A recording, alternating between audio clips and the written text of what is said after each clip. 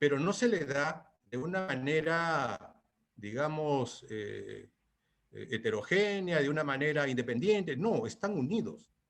Y cuando unimos energía y nutrientes, esto se llama densidad nutricional o densidad energética. Hay una relación científica entre la energía y los nutrientes. Por otro lado, también hay que obedecer el principio de la distribución calórica. La energía que aporta una dieta está dado en base a lípidos, carbohidratos, proteínas, y debe haber una relación. Todo esto se está dejando de lado cuando algunas fórmulas yo reviso, y con la idea de poder ingresar un ingrediente no tradicional de bajo costo, prácticamente afecta esta relación. A veces se bajan los niveles de lípidos por muy debajo de lo que el animal requiere, y eso indudablemente va a afectar la eficiencia.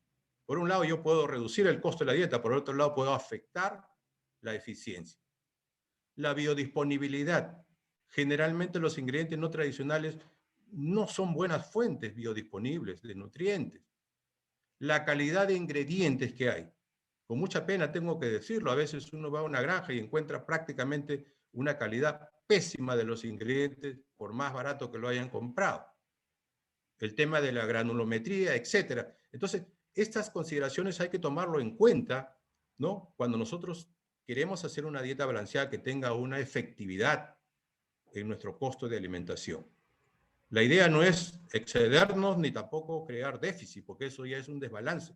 La idea es optimizar. Otro punto importante es, cuando hablamos de la densidad, que no es otra cosa más que la relación de la energía y de los nutrientes, entonces un factor o un nutriente principal que tiene que ir en esta densidad es la proteína ideal o los aminoácidos. Estos aminoácidos tienen que estar en la dieta en una relación adecuada. ¿Cuántos trabajos se han hecho durante muchos años para ir en esa dirección? Hoy día ya sabemos nosotros que si la relación, por ejemplo, entre la lisina y los azufrados están por encima del 90%, entonces esa dieta es más, ese perfil es más eficiente. Si yo tengo una relación menos de 90, pues es ineficiente. Entonces, yo tengo que ir ajustando esta relación en la realidad de mi granja para poder especificar, ¿no? Y adaptar esta relación de importancia. Y esto es muy importante porque a partir de lisina y metionina yo puedo seguir las mismas relaciones, obviamente con diferentes valores para los otros aminoácidos. Eso yo lo he venido estudiando desde muchos años atrás, desde el 2010. Encontramos 91% de relación y que por encima de ello era eficiente. Y con mucho gusto me veo en el año 2019 Loma, que realmente va en ese camino también, de 90 para arriba. Hoy en día ya tenemos mucha información respecto a eso. Entonces, la relación debe estar dentro de los aminoácidos y también la relación que debe existir entre los aminoácidos y la energía. Muchos trabajos se han hecho respecto a eso, tanto en pollos como en gallinas de postura. Hoy en día tenemos una línea genética moderna y tenemos que adaptar estas relaciones a la genética moderna. Constantemente se hacen pruebas para ver si esa relación va en ese camino de la eficiencia. Muchas cosas han cambiado. La nutrición como que está un poco lenta, pero tiene que adecuarse, porque hoy en día tenemos pollos de rápido crecimiento y tenemos gallinas de larga producción, de mucha persistencia. Entonces tenemos que alinearnos a eso. Por lo tanto, dentro del paquete de la densidad está esa relación energía y nutrientes. En este caso, energía y aminoácidos. ¿Qué aminoácidos tomamos en cuenta? Bueno, para el caso de gallina de postura, metionina más cistina y la lisina. El resto de los aminoácidos van a ir cambiando en esa misma proporción. Y el tema pasa por la parte económica también. O sea, yo no puedo producir un pollo muy grande porque me va a costar más. ¿Correcto? Entonces, Dentro del negocio de la avicultura, uno tiene que optimizar. Esta es una línea verde vertical en la cual prácticamente está optimizando.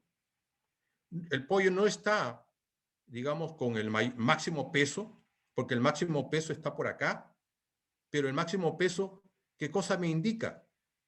Que el costo para producir ese máximo peso es mayor y el margen económico es menor. Por lo tanto, yo no me puedo dar el lujo de producir un pollo grande cuando me va a costar más. Yo tengo que producir un pollo económicamente rentable, ¿no? Entonces, ¿qué entra en juego acá? Las relaciones en este caso para el pollo, lisina y energía metabolizable. Diferentes relaciones, diferentes respuestas. Respuestas económicas. Entonces, hay varias herramientas. Yo utilizo bastante la herramienta de la respuesta o superficie de respuesta. La verdad me da muchos resultados porque justamente asocio siempre lo que es la energía y los nutrientes. Y anteriormente yo empecé a asociar lo que es niveles de energía con niveles de los azufrados. Pero eso ha cambiado, ¿no? A raíz de todas estas crisis. Entonces hemos tenido que ir viendo mejoras y hemos visto que la respuesta es mucho mejor cuando relacionamos lo que es consumo de energía relacionado al consumo de aminoácidos, en este caso de los azufrados. Y miren cómo en diferentes relaciones o diferentes consumos de esta relación nos va a dar diferentes respuestas económicas. Diferentes respuestas económicas. La respuesta del animal no es lineal. Por lo tanto, si la respuesta animal no es lineal, por lo tanto, el costo mínimo que se basa en lo que es una programación lineal, teóricamente funciona, en la práctica tiene mucha deficiencia. Entonces, entraríamos al enfoque de programación no lineal, porque la respuesta es curvilínea. Entonces, el término económico tenemos que obedecer. Hay una ley del rendimiento decreciente. No porque yo agregue más, va a producir más y voy a tener mayor margen económico. No es así, decrece, porque la respuesta es curvilínea.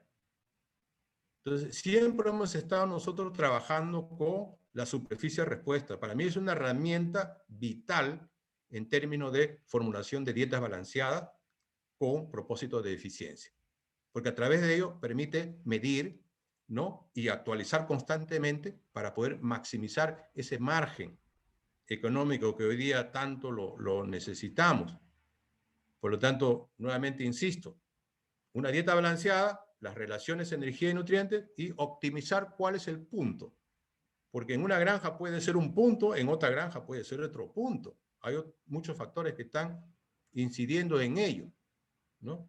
Entonces, lo que frecuentemente a veces se hace es optar por una respuesta biológica, en la cual yo pido que vayan por el camino del óptimo económico. Hay herramientas en este momento para nosotros aplicar y encontrar este punto óptimo que me permite a mí maximizar, ¿no? el margen económico y con ello, lógicamente, reducir los costos de alimentación, ¿no? Ahora, en términos de dieta balanceada, hay que cuidar que no haya deficiencias ni tampoco excesos de los nutrientes. En este caso tenemos ahí un ejemplo para el caso de los aminoácidos. A veces quizás creemos que por darle una mayor cantidad de proteína de aminoácidos nuestros animales van a responder y eso no es así. La densidad tiene que ser aumentada hasta un punto que sea rentable. Porque si aumentamos en demasía podemos caer en un exceso y un exceso hace daño al animal, a la respuesta, a la parte económica e incluso al ambiente. Y si damos una dieta en desbalance, es decir, cuando aplicamos niveles, ¿no? A veces nos disparamos, ¿no? Y yo a veces con mucha pena veo fórmulas en las cuales dicen, no, han aumentado la metionina porque queremos que el huevo sea un poco, pese más. O sea, ya entramos en desbalance, ¿no? Si bien los azufrados tienen una contribución al peso de huevo, pero no se le da de esa manera. Todo tiene que ser en función de un balance, de una densidad. Ahora, una de las cosas que frecuentemente también se aprecia es cuando se reduce la proteína como tal, la proteína cruda como tal, en la dieta, ¿no? Por efecto de que queremos reducir el costo, pero muchas veces ponemos en riesgo, porque al reducir la proteína, también estamos reduciendo los aminoácidos no esenciales. Si nosotros miramos la composición de los aminoácidos del huevo, vean acá la importancia o el impacto que tienen los aminoácidos que generalmente no son esenciales, tipo alanina, por ejemplo. Entonces, cuando yo reduzco demasiado el nivel de proteína cruda de la dieta, puedo también estar reduciendo en términos de deficiencia algunos aminoácidos no esenciales. Por lo tanto, estamos creando un desbalance. Entonces, si queremos reducir el nivel de proteína de la dieta, hay que tomar en cuenta los aminoácidos no esenciales para que no sean afectados. Y recuerden siempre que la gallina, el pollo requiere los aminoácidos azufrados, no tanto para el huevo, sino por el plumaje. Es primer limitante es por el plumaje, porque miren acá la composición de metionina del huevo. Es bajo, pero es esencial limitante, primer limitante en el ave es por el plumaje, que hay que mantener. Por lo tanto, es muy importante conocer la composición de los aminoácidos del huevo y a la vez también las relaciones. Hay diferentes estudios que se han hecho respecto a las relaciones. No existe una relación única. Hay que generar esa relación para ver cuál es lo más adecuado. Y como dicen los científicos, ¿no? Un último estudio, falta estudiar cuáles son los niveles adecuados y la relación adecuada para el caso de las gallinas de postura en la característica de persistencia de postura. Falta mucho allí, ¿no? Ustedes saben que uno de los características principales de una gallina de alta producción es mantener esa persistencia de producción. Hoy día casi todas las líneas tienen esa buena característica, ¿no? Pero ahí falta todavía conocer algunos principios de la nutrición, de nutrientes, para poder contribuir a mantener esa persistencia. Entonces, la idea es, ¿se puede reducir los niveles de proteína en la dieta? Sí se puede, porque en muchas fórmulas estamos dando un exceso. Pero ¿hasta cuándo podemos nosotros reducir? Vuelvo a insistir, hay que tomar en cuenta los no esenciales. Este es un estudio que hicimos en pollitos en el año 2017 y miren, la respuesta fue similar con 21.5 hasta 24.5. Ahora, eso va a depender si la naturaleza de la dieta tiene fuente de origen animal o tiene fuente sola vegetal. Eso va a depender. Pero la respuesta prácticamente, estadísticamente hablando, fueron similares.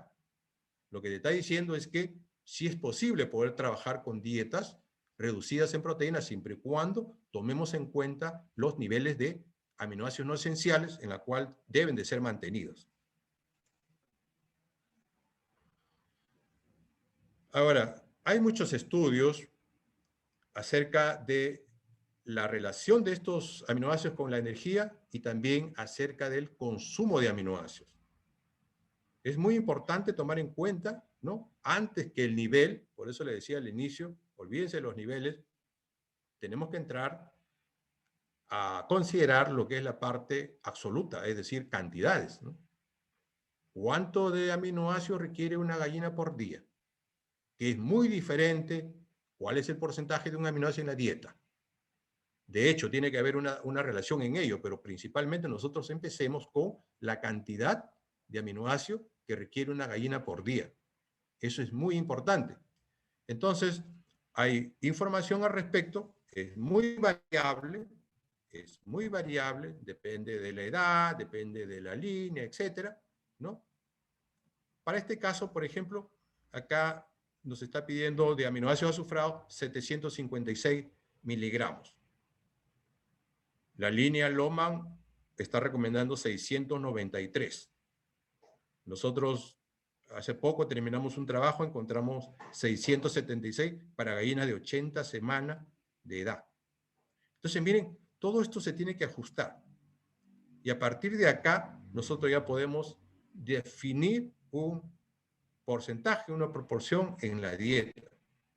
De igual manera, un último estudio se encontró que más o menos esto es para Lohmann, ¿no? Un nivel de, o perdón, una cantidad de 744 miligramos de lisina digestible, ¿no? Entonces, para optimizar la producción de huevo, porque eso también depende del criterio, ¿no? O del indicador o de la característica productiva, ¿no? Sin embargo, si se quiere maximizar el peso de huevo, ya no es 7,44, sino más bien 8,43.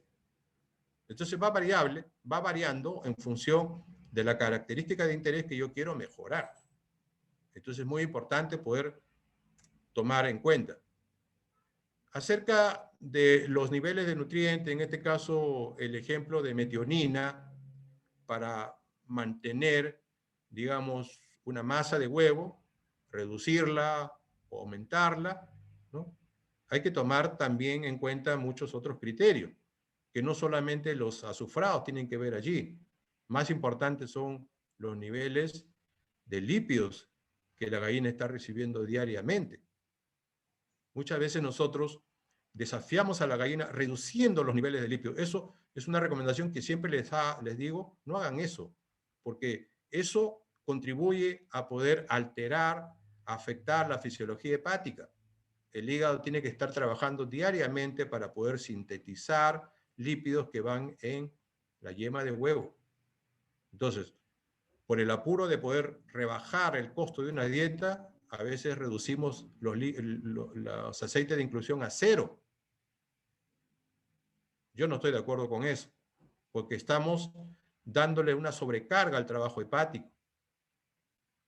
Pero bueno, muchos desean tener una fórmula que en el papel sea el de más bajo costo. Pero les aseguro que ese de bajo costo, la dieta de bajo costo, es la que va a ser de mayor alimentación al final, porque ya estamos afectando lo que es el hígado, ¿no? Entonces, muy importante tomar en cuenta. Sí existen algunos criterios, algunas recomendaciones, cuál es el nivel de metionina que debe ir en la dieta, etcétera, etcétera, pero tomemos también los otros componentes que van a formar parte, ¿no?, de la composición o estructura del huevo. Ahora, hay estudios en la cual se han podido determinar en cierta medida los niveles de aminoácidos en relación a la energía que las gallinas necesitan para poder mantener una producción, para poder mantener características de calidad de huevo o las mismas eficiencias. Y estos varían, ¿no? Varían entre una granja y otra, varían en función de la línea genética, varían en función de la naturaleza de la dieta, etc. Nosotros este año terminamos un trabajito en la cual encontramos que una relación de miligramos de aminoácidos azufrados digestibles por kilocaloría, el que mejor representó fue 2,3, con una dieta baja en energía. En este caso 2.725. Yo ahora sí le puedo decir que con dietas incluso mucho menores de 2.700 la gallina responde, siempre y cuando no bajemos el nivel de aceite de inclusión de la dieta, ¿no? Entonces, miren cómo esta simple relación que aparentemente parece sencilla, cómo tiene un efecto. Y justamente es esta relación la que en este estudio nos dio el mejor margen sobre costo de alimentación, lo que llamamos comúnmente margen bruto. O sea, tiene un impacto.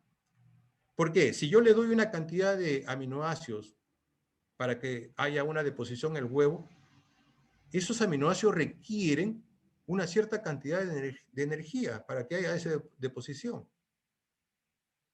Si una cantidad de aminoácidos no tiene la cantidad de energía para que haya deposición, entonces esos aminoácidos, ¿qué hacen?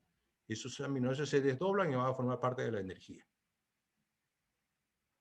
Y de la misma forma, si no hay la cantidad de aminoácidos y si hay energía, entonces esa energía sobrante se convierte en grasa. Por lo tanto, no debemos tomar en cuenta de una manera aislada, sino en una relación. Ahora, la eficiencia, uno de los pilares de la eficiencia es poder estimar, calcular o determinar el requerimiento de las aves. Lo que está en la guía, eso no es requerimiento, es una guía, su nombre lo dice, es una orientación. Nosotros a nivel de granja debemos ya generar nuestros requerimientos. Y no es por niveles, vuelvo a insistir, sino qué cantidad bajo mis condiciones. ¿Será 290? ¿Será 300? ¿Será 310 kilocalorías por gallina día? Eso es muy importante. Hoy día existen herramientas para poder, por lo menos, estimar esto con una aproximación que realmente es muy satisfactorio. Si no medimos el requerimiento, entonces, ¿qué le estamos dando? ¿Cuánto le estamos dando? Al azar.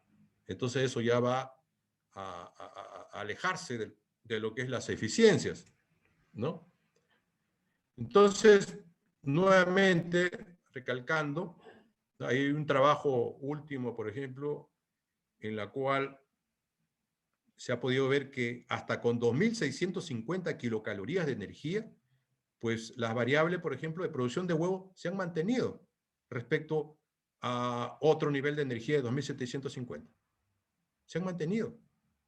Para el caso de la masa de huevo, de igual manera, salvo en algunas fases en que hubo diferencia, pero el resto generalmente se mantuvieron.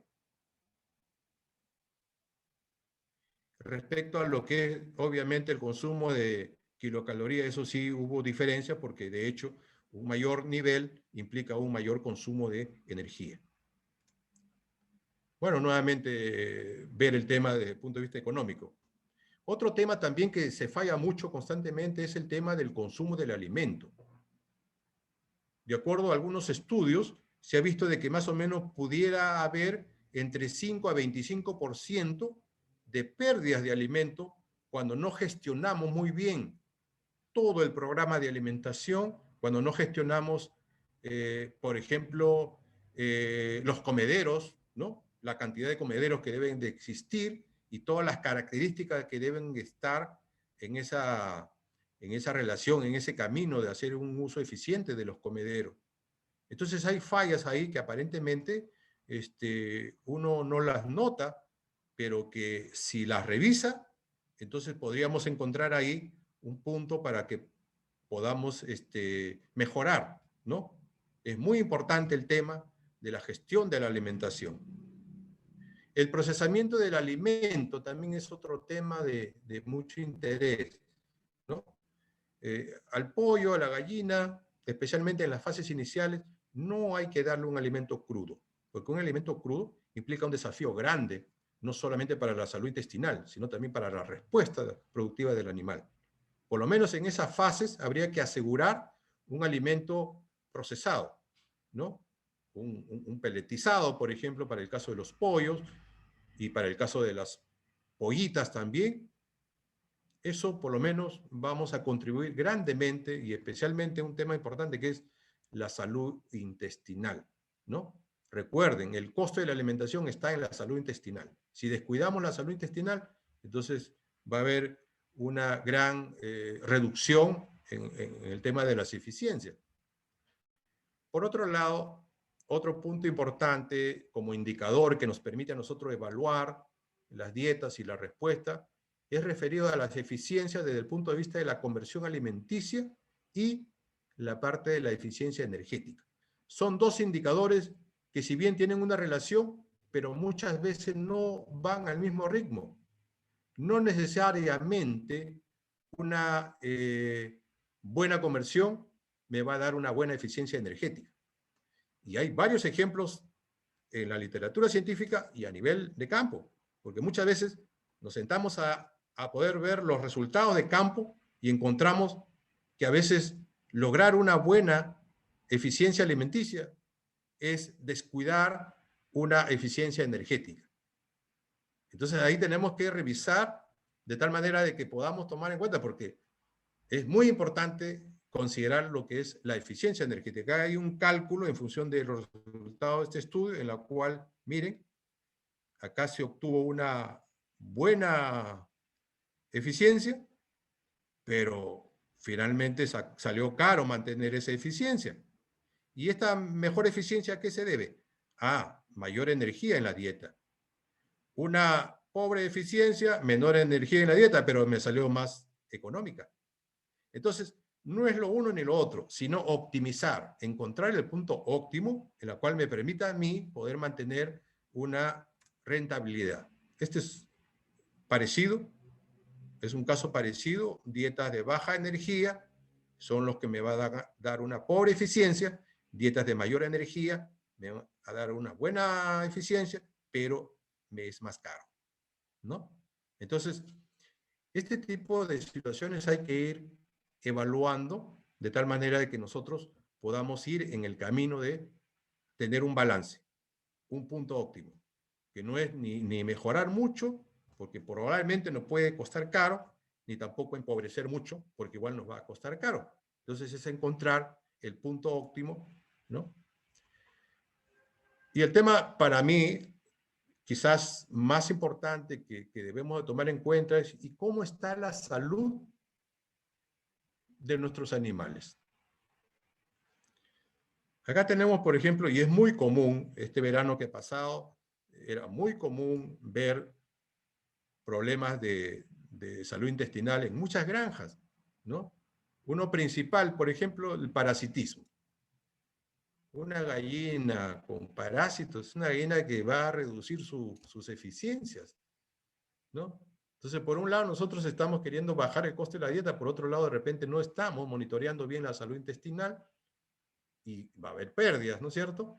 Todo factor, especialmente en este caso el alimento, que no es bien gestionado y va a afectar la salud intestinal, obviamente no, el ave no va a tener la capacidad para poder maximizar, ¿no?, su absorción.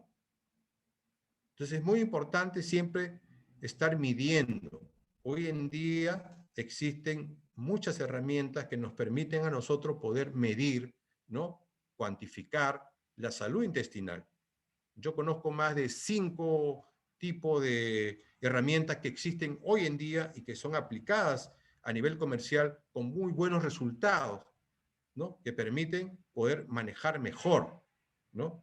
No solamente es, en este caso, eh, ver el tema del costo de la dieta, sino también el lugar donde esa dieta va a ser digerida y va a ser absorbida, si tienen las condiciones adecuadas, ¿no? El impacto de la microbiota, que es muy importante, ¿no? Nosotros acabamos de hacer un trabajo también que estamos procesando ya para su publicación, en la cual usamos un probiótico y la verdad es que ha dado buenos resultados desde el punto de vista de la respuesta productiva y la parte económica, que es lo más importante.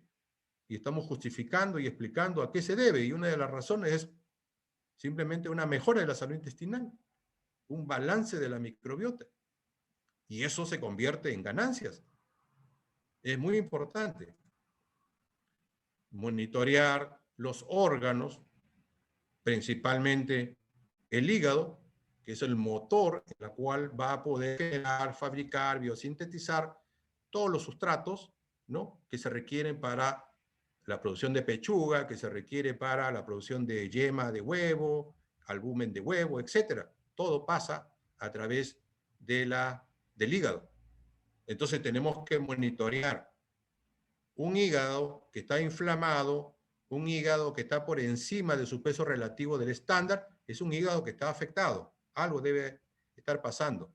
Uno de los principales factores que va a afectar el hígado es cuando no tenemos una relación adecuada en la dieta entre carbohidratos, lípidos y proteínas.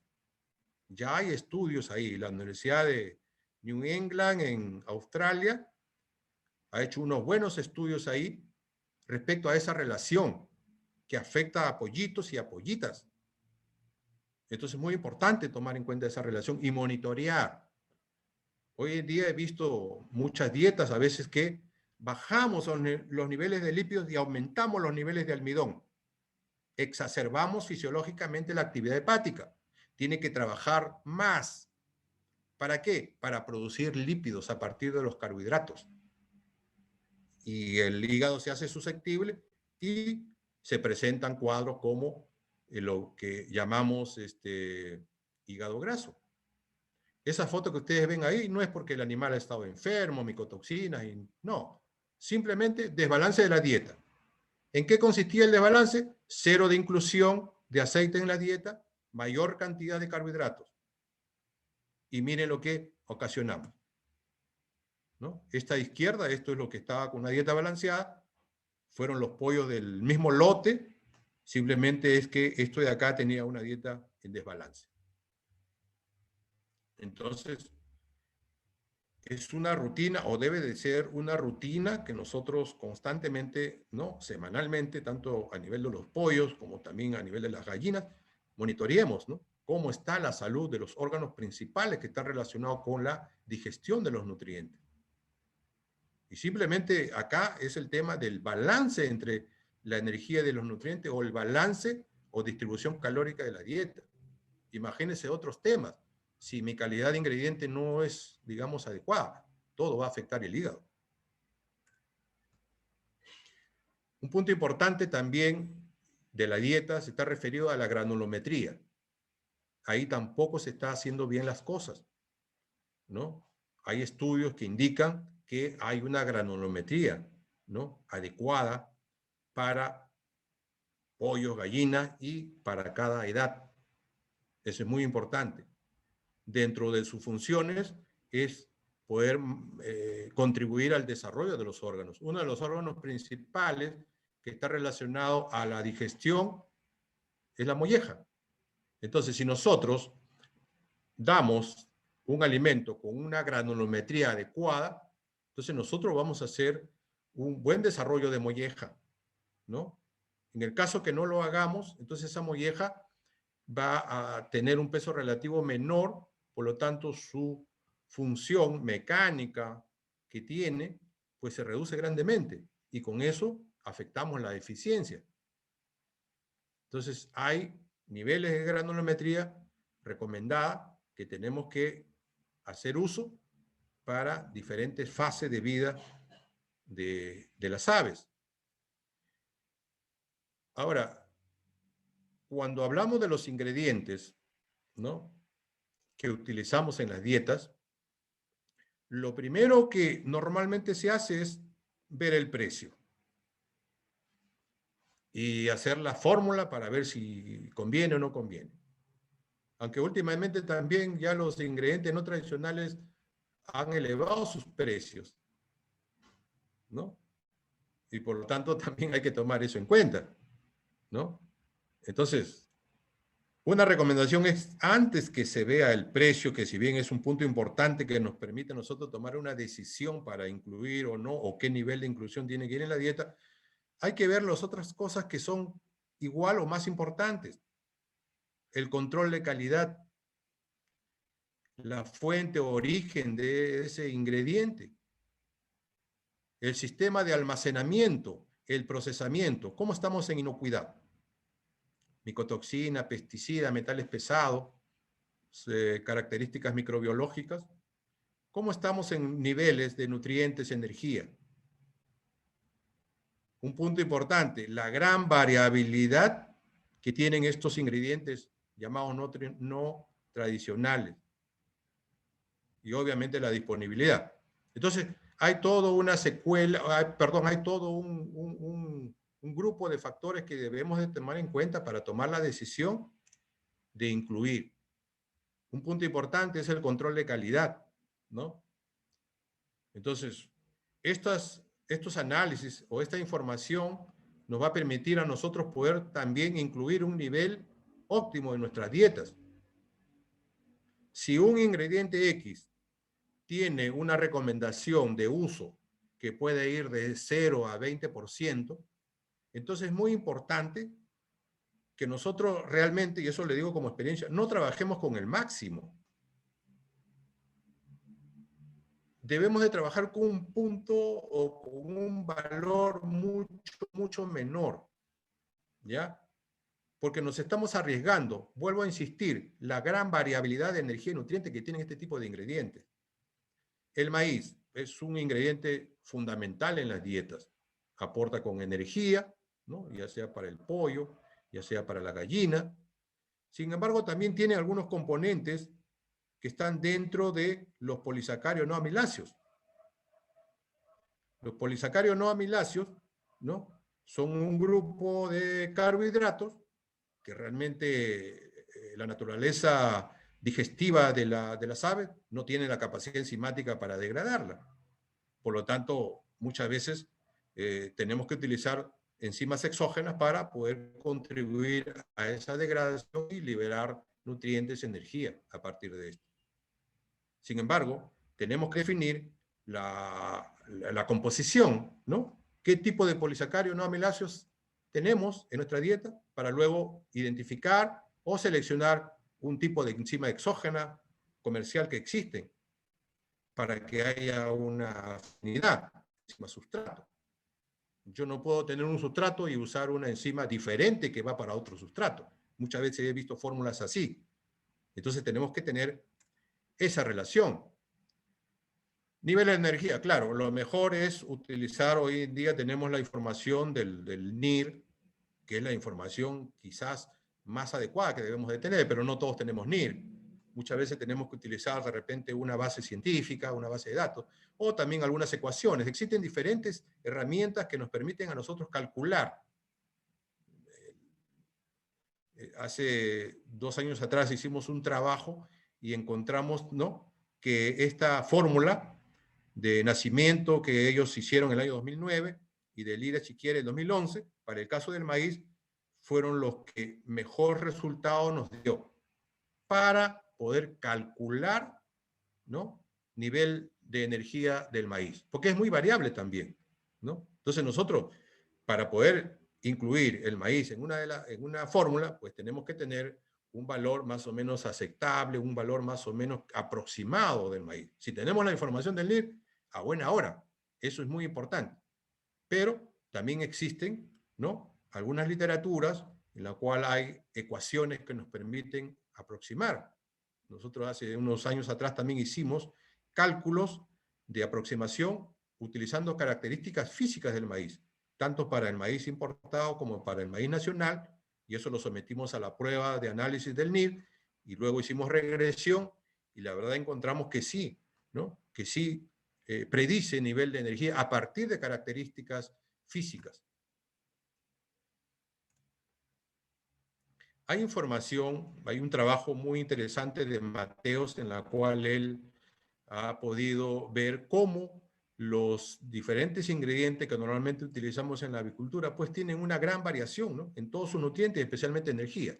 Por ejemplo, en el caso de energía, 3100 hasta 3350, por ejemplo. Mira el rango que hay de variación, ¿no? Y también para diferentes tipos de especies, para diferentes tipos de fuentes de energía de alta producción, como es el caso de aceites, ¿no?, como es el caso de grasas saturadas, cebos, etcétera, también es muy variable. Entonces, es muy importante tomar en cuenta, digamos, las aproximaciones de los niveles de energía, ¿no? Entonces, hay unos trabajos también publicados de Mateos respecto a la variación que tiene, le decía yo, de la energía para diferentes tipos de ingredientes que normalmente utilizamos y que se encuentran en la base de datos de diferentes fuentes también, ¿no? Y son muy variables. Ya este año, creo, ya en estos días, ya también sale a luz una, ¿cómo se llama? Sale a luz la base de datos de Ebony, ¿no? Aminodat. Entonces también es muy importante tomar en cuenta porque es una de las bases referenciales, por lo menos que yo utilizo, porque muchas muestras que se analizan acá en el Perú, de ingredientes del Perú, también se encuentran en esa base de datos. Entonces es muy importante tomar, ¿no?, esas fuentes para aquellos que no tienen, ¿no? Aquellos que no tienen posibilidad de información del NIR, pues usar por lo menos fuente de base de datos confiables para hacer una buena formulación. Otro tema importante también que, si todavía no es tan práctico, pero por lo menos ya hay un cúmulo de información respecto al uso del sistema de energía neta para la formulación. Yo estoy haciendo un seguimiento de esto. Y la verdad que he visto que allí hay mucha explicación de lo que normalmente ocurre cuando les hablé temprano acerca de que no debemos de reducir, no debemos de reducir los niveles de aceite de una dieta porque afecta la asimilación de la energía.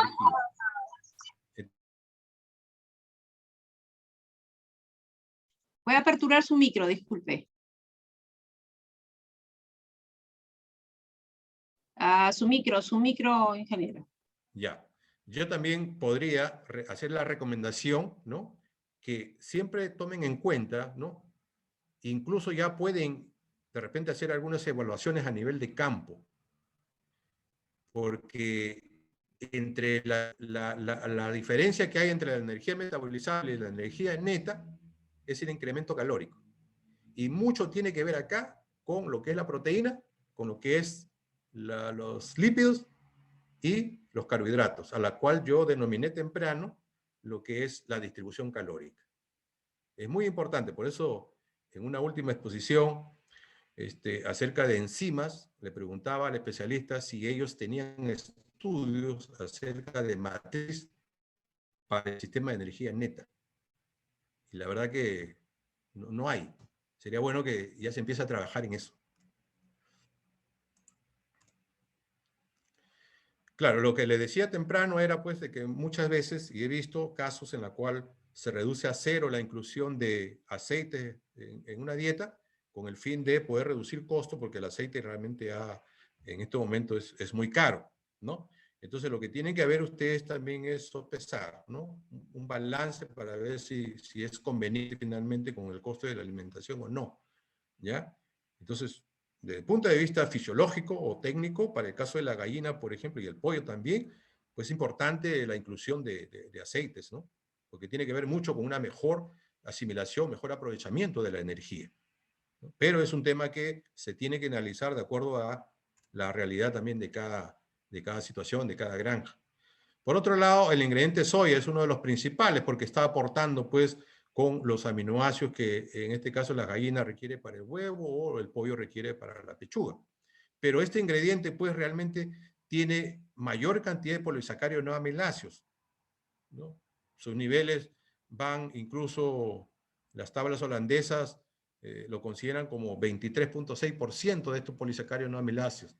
Por lo tanto, necesariamente desde este punto de vista, nosotros tenemos que muchas veces tomar en cuenta el uso de unas enzimas exógenas, ¿no? Que ayuden a poder, en cierta medida, aprovechar esta energía y nutriente que está ahí en esos nutrientes polisacáridos, ¿no? Claro, la soya tiene, y es conocido también porque tiene pues algunos principios, ¿no? Que afectan realmente la asimilación o la digestibilidad, digamos, en el caso de las aves, ¿no? Ya hay por ahí algunos datos en la cual, y yo me acuerdo el año pasado cuando un especialista de soya conversaba, yo conscientemente le hice una pregunta y le dije, ¿cuál es el nivel? Hablemos de una soya de buena calidad, ¿cuál es el nivel aceptable en una dieta? Y la verdad, muy honesta, me supo contestar que más o menos entre 15 y 16%. Y eso es realmente así. Porque en la medida que vamos aumentando de 16 a 20, 25, a 30, prácticamente la digestibilidad, el potencial de asimilación se reduce, se va reduciendo, ¿no? Y ya, estamos hablando de una soya de una calidad estándar. Y si tenemos una soya sospechosa, en la cual de repente los factores antinutricionales están por encima del estándar, entonces el efecto es allí mucho mayor, ¿no? Entonces, cuando hablamos de ingredientes no convencionales, una de las características que a mí más me preocupa es su gran variabilidad. Miren la variación que tiene cada una de ellas. No es constante. ¿Y esto por qué nos preocupa? Porque en el momento de formulación uno tiene que ampliar su margen de seguridad. Y cuando ampliamos margen de seguridad, estamos afectando los costos de alimentación, indudablemente. Y más aún si que de repente tenemos un ingrediente, ¿no? Que de repente, supongamos acá, residuo de pan. Es un ingrediente que de repente Rostaño lo recomienda hasta 25% como máximo. Y si yo estoy utilizando de repente 25%, y miren su gran variabilidad en la energía, entonces yo allí estaría cometiendo o afectando ese margen de seguridad que normalmente a veces uno tiende a utilizar por este tema de variación o un aumento de la variación. Entonces, hay muchos ingredientes no tradicionales que a veces no tomamos en cuenta o no le damos la medida de seguridad en nuestro proceso de formulación, coge un nivel, digamos, por encima de lo recomendado.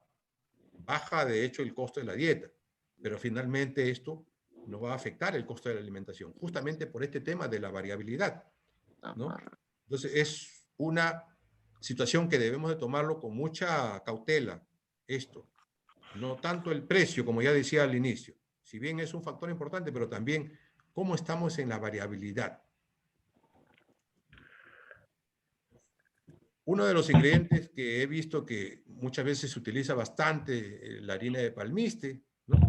O el afrecho de palmiste, o también denominado palmiste, pero a veces he visto algunas fórmulas que están utilizando niveles muy altos, ¿no? En la cual hemos podido reducir, obviamente el costo aumenta un poquito, hemos podido reducir, de tal manera de que se maneja muy bien, digamos, la respuesta finalmente que nos interesa, que es el costo de alimentación. Y hay estudios para ambos lados. Este es un estudio, por ejemplo, en la cual se utilizó ¿cómo se llama? La harina de palmiste, ¿no? En niveles que van de 3 a 6%, incluso con enzimas exógenas. Y finalmente, ¿qué encontraron? Nada, más bien desmejoró la respuesta económica. No hubo mejoras. Entonces, son estudios que a nosotros nos permiten tener una capacidad de análisis mejor para tomar decisiones de ver qué nivel es el más adecuado en nuestra dieta. Esta es una base de datos que salió hace poco. Yo lo he puesto en mi blog ya hace tiempo atrás. Acá yo le comparto para que ustedes puedan ingresar a mi blog. Pueden colocar Elías Nutri, inmediatamente sale mi blog, y ustedes van a encontrar ahí esta base de datos en la cual hay 42 ingredientes y 102 nutrientes.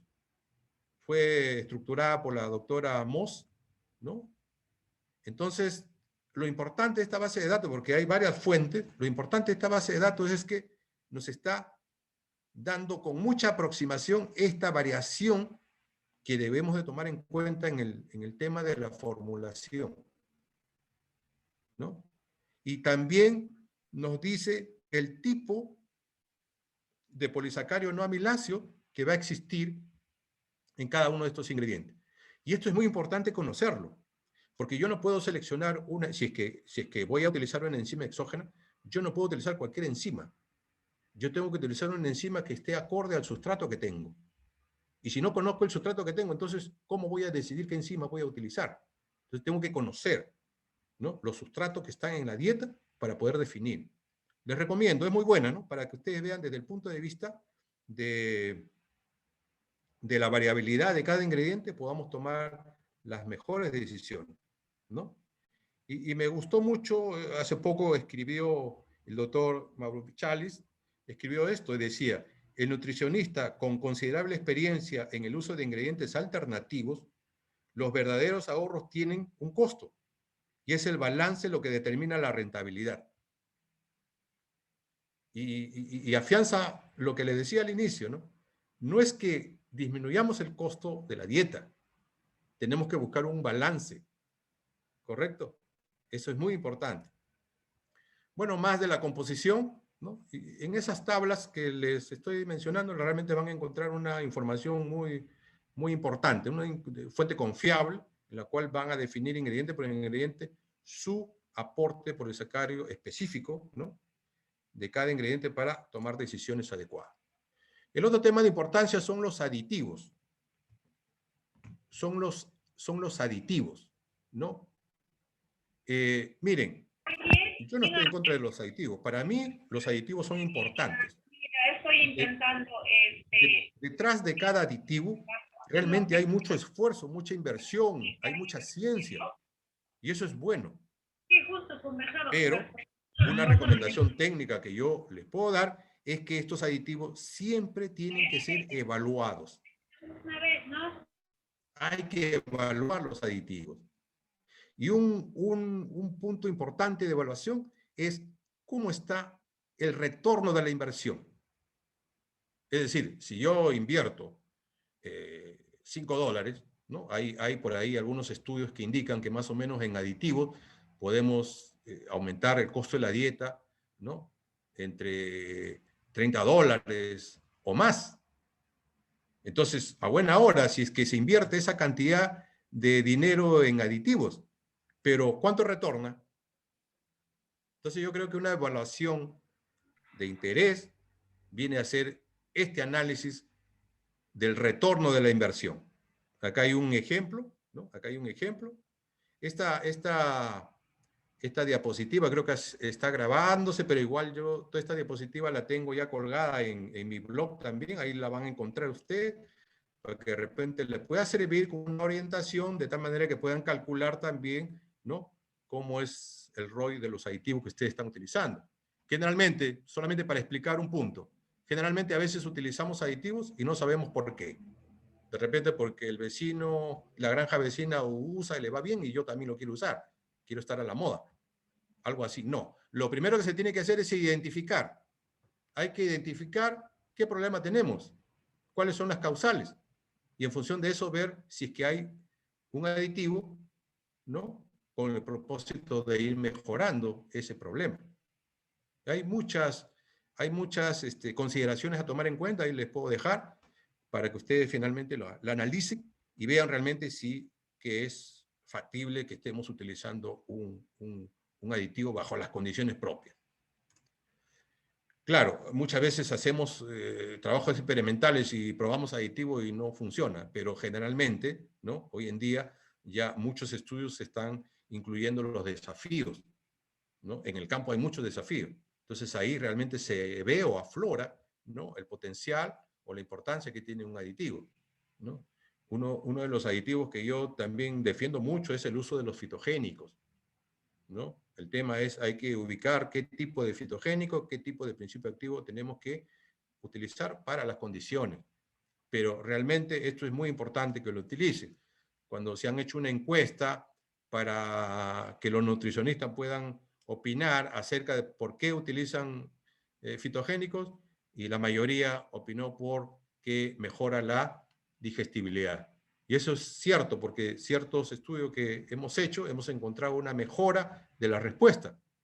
Y cuando hemos buscado la explicación, hemos encontrado que sí, hay ciertos tipos activos fitogénicos en la cual liberan una mayor cantidad de enzimas digestivas y por lo tanto esto atacan sustrato y puede mejorar la asimilación, ¿no? Por lo tanto, cuando los nutricionistas que han entrado en esta encuesta opinan esto, yo creo que no dejan de tener razón. Hay mucho fundamento para eso. El tema de la calidad del agua es otro factor que hay que tomarlo realmente con seriedad, ¿no? No podemos hablar de mejorar las eficiencias cuando no mejoramos la gestión de la calidad del agua. Entonces, siempre me preguntan, ¿y cuál es el pH adecuado? El pH adecuado es de acuerdo a la edad del animal, de acuerdo a las condiciones. Y una de las guías, yo le digo siempre, ubíquese usted con el pH inactivo, ¿no?, del TGI superior. Es decir, lo que pasa en el buche, proventrículo y molleja. Y ese pH está alrededor de 5, alrededor de 5.5. Ese sería lo más indicado cuando queremos trabajar un agua con un pH adecuado. Las enzimas requieren de un pH adecuado. Las enzimas empiezan a trabajar en el buche, especialmente la fitasa, a nivel del proventrículo, a nivel de la molleja. Si es que de repente le estoy dando una agua muy alcalina o neutral, la efectividad de la fitasa tiende a disminuir, la efectividad de otra enzima tiende a disminuir, no es la misma, ¿no? Y además, el pH contribuye mucho a poder tener un balance adecuado de la microbiota, ¿no? En cierta medida, es una puerta ya que permite o reduce el ingreso de patógenos cuando manejamos un pH nativo, ¿no? Entonces, las enzimas para actuar deben de tener los sustratos. Si no hay sustrato, por más buena enzima que tenga, entonces no va a haber una eficacia. Y la enzima necesita, aparte del pH, necesita el sustrato, pero además necesita que haya una calidad de agua, que haya una calidad de ingredientes, ¿no? Necesita que la salud intestinal esté óptima, que el bienestar del ave esté ok. Muchas enzimas tienen una matriz al 100%. Entonces, hay recomendaciones actuales en las cuales se dice, bueno, hay que trabajar con matriz al 100%. En muchos casos, a veces la matriz se reduce hasta 80%, en otros casos hasta 50%. Eso ya depende del nutricionista para que pueda evaluar, ¿no? Y ver, como le decía anteriormente, los sustratos, ¿no? Yo tengo que identificar los sustratos que tengo en mi dieta para poder seleccionar una buena enzima. Acá tengo también un link que le comparto para que ustedes puedan ver ahí las enzimas comerciales que existen y sus principios activos que tienen y los sustratos que requieren. Es muy importante tomar en cuenta esto para tomar decisiones, ¿no? Ahora, el tema de las enzimas, especialmente la fitasa, ¿no? Que se ve afectada por los niveles de calcio y fósforo en la dieta. Son unos trabajitos del año 2015 de la doctora Ángel. La doctora Ángel va a dar una conferencia en seminario el 24 de mayo. Yo les recomiendo que entren a MENA, México, y se inscriban para que puedan asistir. Va a ser lo último que hay respecto a esto, ¿no? Pero acá le comparto sus trabajos de la doctora Ángel del año 2015, en la cual ella demuestra, ¿no?, cómo el exceso de calcio influye negativamente sobre la eficacia de la fitasa. Muchos estudios ha hecho. Entonces, yo hago una gran pregunta ahora. ¿Y cuál es el nivel o cuál es el requerimiento de calcio y fósforo en las aves y en las gallinas? Por lo menos a una casa genética en pollos le hice una pregunta hace unas semanas atrás y me supo responder que en las nuevas guías van a salir unas recomendaciones diferentes y actualizadas. Le hice la misma pregunta a otro nutricionista de otra casa genética y me dijo, bueno, no hemos hecho estudios a ese nivel. Pero ya científicos han estudiado, por ejemplo, Mancilla, él presenta un trabajo en la cual cuando aumenta el nivel de calcio en la dieta, por lo menos en los primeros 4 días, prácticamente la respuesta del animal se reduce. Y cuando trabaja con niveles de calcio menor, la respuesta es mejor estadísticamente. Nosotros acabamos este año de hacer un trabajo por exceso y deficiencia de calcio. Ambos extremos influyó negativamente sobre la respuesta y sobre la retribución. Y era simplemente un trabajo para confirmar. Yo le decía a mi tesista, no, esto es para confirmar, porque ya yo lo estoy haciendo con millones de gallinas, ¿no? No tenemos todavía, por lo menos eso es la impresión de lo que veo, no tenemos todavía con precisión un nivel adecuado de calcio y de fósforo que estemos utilizando. Y por eso que muchas veces, entre comillas, podemos dimensionar el efecto de una fitasa. Si una gallina requiere 0.25 de fósforo y en la dieta le estamos dando 0.35, yo le pregunto, ¿y ahí empañamos el efecto de la enzima fitasa? ¿Sí o no?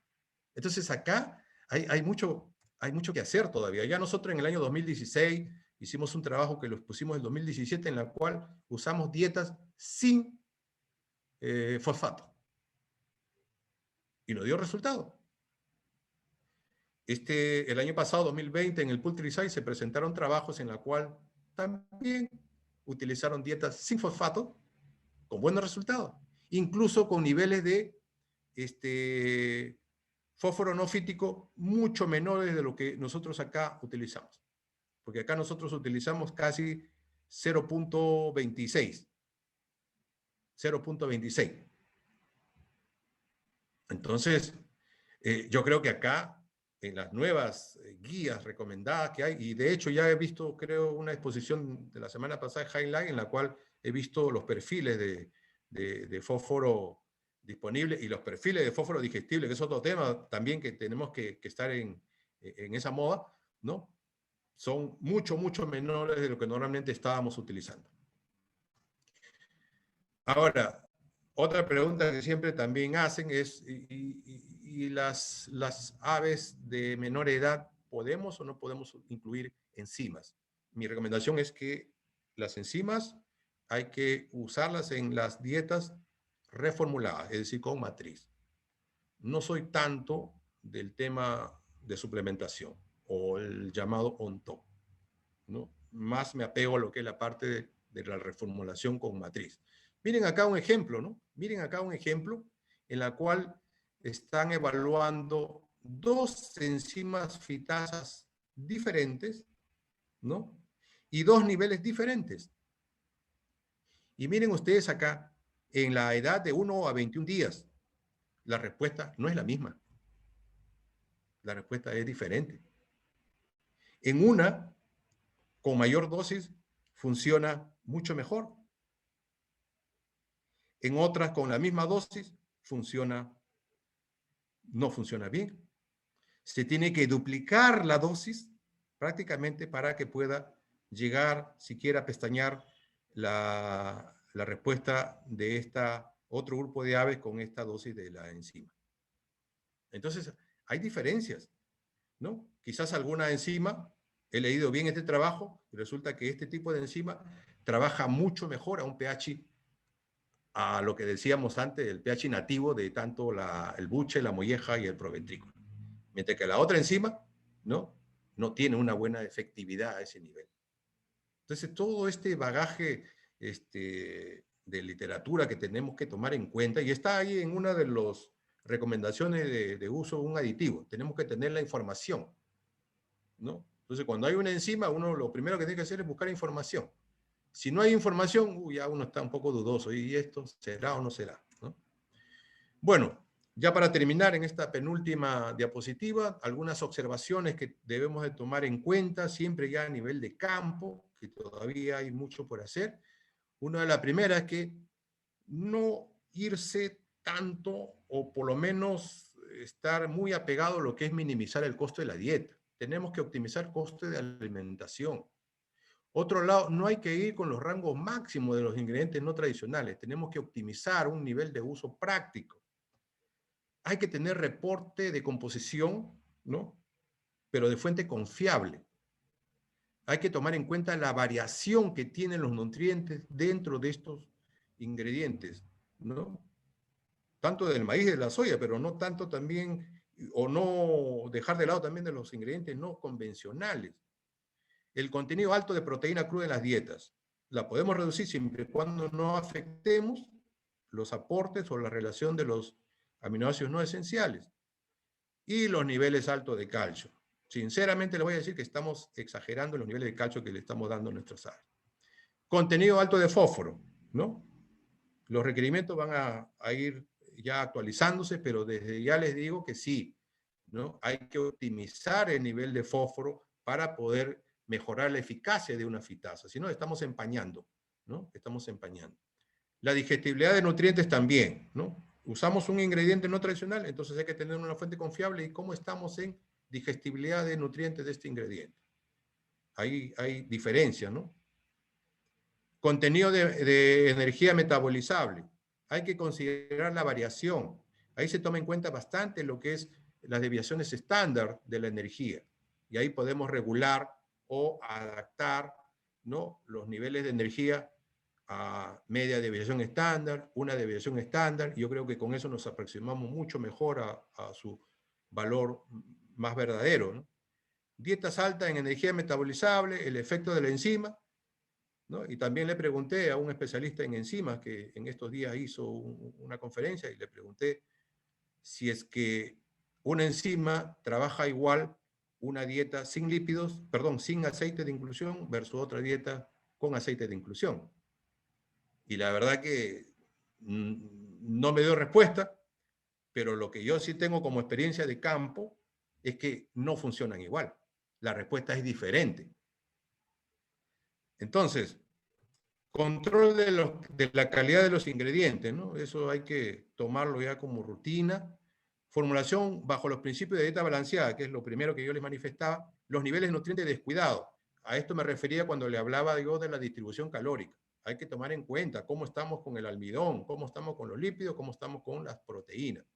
Bueno, otro tema también que está complementario a esto, ¿cómo estamos en la mezcladora, la uniformidad? ¿Tenemos un indicador de cuánto está la eficiencia de la mezcla? Los aditivos, de hecho, hay que justificarla. El ROI es un punto importante. La utilización de las enzimas es una tecnología que hay que utilizar. Entonces, en base a ello, tengo yo 9 conclusiones, que es casi parecido a lo que hemos visto ya. Lo primero es asegurar la salud del ave. Y no solamente intestinal, sino de los otros órganos también, hepático, óseo, importante para la gallina, ¿no?, que es la base de la eficiencia y base de rentabilidad. El principio de una dieta balanceada, la relación que hay entre la energía y los nutrientes, ¿no?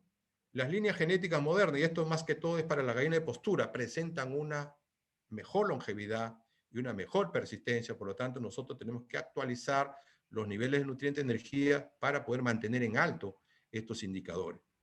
Entonces, hay que mejorar las eficiencias como un primer frente a este tema de aumento de los costos, ¿no?, de los ingredientes. Dentro de las consideraciones para seleccionar los ingredientes no convencionales, pues lo que les decía, ¿no?, calidad, hay que ver la fuente, hay que ver el almacenamiento, el procesamiento, la inocuidad, ¿no?, la variabilidad de sus nutrientes, etc. La inclusión de ingredientes no convencionales debe asegurar un menor costo de alimentación antes que el mínimo costo de la dieta. Es una alternativa cuya efectividad dependerá de las consideraciones ya mencionadas antes. Hay que optimizar la combinación de ingredientes no convencionales para obtener una dieta balanceada y densidad energética apropiada. Las enzimas exógenas son herramientas tecnológicas para mejorar la eficiencia productiva y mejorar rentabilidad. Muchas veces fallamos en su aplicación, porque hoy en día tenemos realmente, tecnológicamente hablando, buenas enzimas para utilizar, ¿no? Esto, o la eficiencia de estas, o el efecto benéfico de esto, depende de varios factores que hay que tomarlo en cuenta, ¿no? Ya lo hemos explicado. Bueno, estimado público, eso era todo lo que yo tenía preparado por ustedes y quedo a disposición si es que de repente hubiera algunas preguntas, algunas opiniones. Le doy pase a Alicia para que continúes con el proceso. Muchas gracias. Muchas gracias, ingeniero. Vamos a darle paso a nuestro colega Román Pinzón, quien va a moderar las preguntas. La modalidad es por escrito, por favor, sus preguntas para que nuestro colega lo pueda leer. Gracias. Buenas noches. Voy a comenzar a darle la lectura a las preguntas que están en el chat. Doctor, muy buena su presentación, verdaderamente interesante.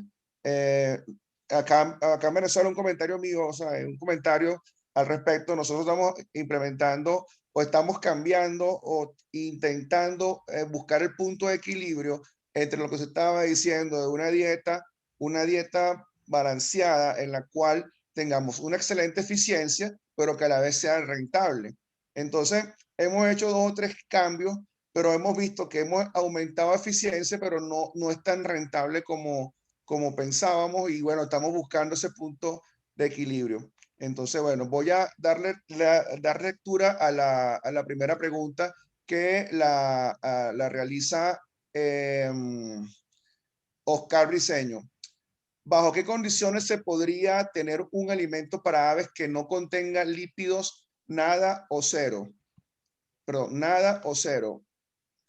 Y los mililípidos presentes en el maíz, harina de soya. Oscar Briceño después complementa su pregunta posteriormente y comenta que él preguntaba que no consideraba los lípidos presentes en el grano de maíz ni la harina de soya del alimento. ¿Puede recomendar qué tipo? Y después pregunta, ¿qué tipo de molino, martillo, rodillo se obtiene mejor granulometría en el alimento? Ya. Gracias, ingeniero Briceño, por su pregunta. A raíz de este problema de los costos, la verdad que yo me atreví a profundizar mejor el tema de la nutrición de lípidos. Encontré un artículo muy interesante que se había hecho en Reproductora. Bueno, hay información también de tiempo atrás, en la cual se veía o demostraban cómo el ácido linoleico de la dieta, porque cuando hablo yo de lípidos de la dieta y aceite de inclusión de la dieta, hay que ver también el perfil de ese lípido, ¿no? Entonces, este estudio había demostrado cómo el ácido linoleico de la dieta se depositaba en la yema de huevo y favorecía grandemente el trabajo hepático. Después también, revisando otro artículo que se hizo acá en Perú, en reproductoras, yo encontré un término también allí de toxicidad por lípidos. Cuando a unas gallinas reproductoras se le daba un mayor consumo del alimento y este alimento tenía un mayor contenido de energía y de lípidos. Entonces había, entre comillas, una toxicidad hepática que afectaba el rendimiento, en este caso, de la reproductora. Entonces, luego yo revisé el estudio de la doctora Moss, en la cual ella demostraba cómo la relación de almidón y lípidos, almidón y proteínas, es decir, la distribución calórica de la dieta, afectaba las eficiencias. Entonces, complementario a los estudios que yo he hecho en gallinas y en pollos, he hecho varios estudios en pollitos, con aceite, lo que usted menciona ahí, con aceite de inclusión y cero de aceite de inclusión. Y la respuesta que encontré es que afectaba la fisiología hepática. Encontré pesos relativos mucho mayores, estadísticamente hablando, respecto al uso, por ejemplo, de 2 a 3% de aceite. Entonces, hay todo un cúmulo de bagaje científico en la cual demuestra que fisiológicamente el ave, la gallina, requiere niveles adecuados de lípidos, ¿no?, para poder asegurar la postura. En este caso, el producto huevo. Todos los días hay que hacer depósitos allí. Sin embargo, cuando he analizado económicamente la comparación entre lo que es el costo del maíz y el costo del aceite de soya, entonces vemos que más o menos allí hay, desde el punto de vista de su aporte de energía, más o menos he encontrado una relación de 2.7 casi. Es decir, 2.7 de maíz equivalen a 1% de aceite. Desde el punto de vista económico, deberíamos desaparecer el aceite y solamente utilizar maíz, porque sale más económico utilizar maíz. Sin embargo, no llegamos al aporte de lípidos que se requiere. Entonces, ese dato realmente lo he buscado, no lo he podido encontrar. Económicamente podría ser una posibilidad de reducir los niveles de inclusión de aceite, con ello reducir los niveles de lípidos, ¿no? Yo no recomendaría que se reduzca a 0 porque estamos jugando con la persistencia de la postura. Yo pienso que podría tener un efecto en el tema de la longevidad y la persistencia de la postura en el caso de la gallina, ¿no? Entonces, por ese lado, yo creo que más o menos la idea va por ahí. Ahora, creo que había otra pregunta respecto a eso, doctor. Si me puede hacer recordar. No, Oscar Briceño, lo que pasa es que está un poco confuso o sea, tiene una primera pregunta que hablaba del tema de los lípidos, ¿verdad? Y una segunda pregunta o comentario que no consideraba los lípidos presentes en el grano de maíz ni la harina de soya del alimento. Yo no sé si Oscar Briceño puede complementar su pregunta. ¿Me estás escuchando, Oscar?